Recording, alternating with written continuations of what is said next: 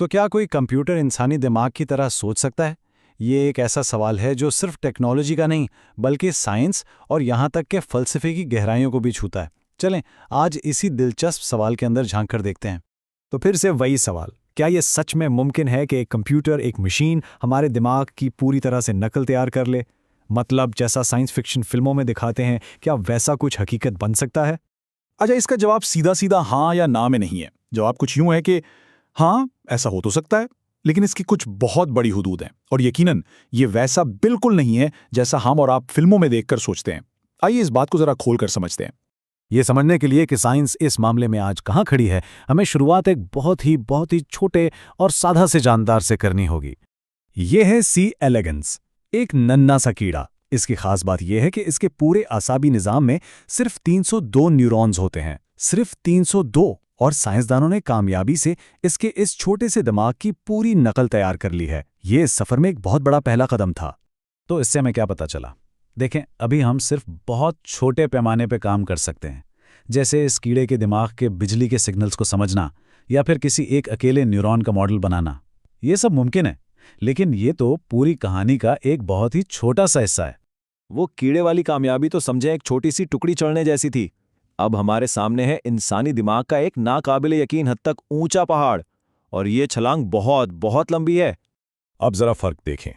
उस कीड़े में थे सिर्फ 302 न्यूरॉन्स, ठीक है, और एक इंसानी दिमाग में 86 अरब न्यूरॉन्स होते हैं। जी हां, 86 अरब।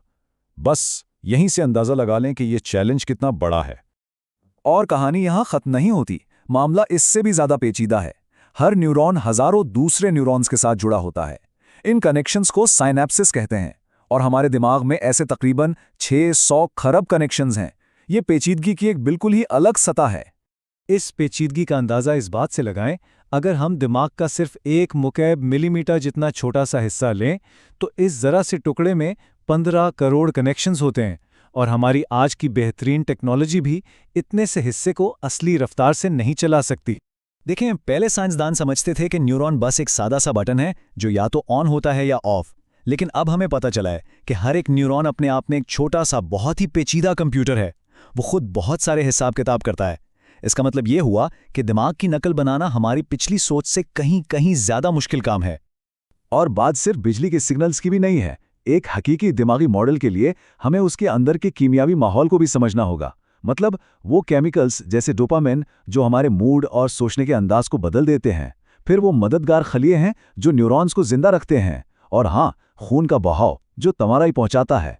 ये सब मिलकर दिमाग को हर लम्हा बदलते रहते हैं।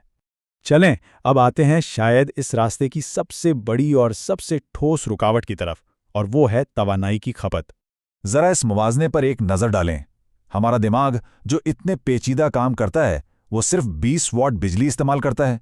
दूसरी तरफ दुनिया का एक तेज तरीन सुपर कंप्यूटर, जिसे फ्रंटियर कहते हैं, उसे चलाने के लिए 22 मेगावाट बिजली चाहिए।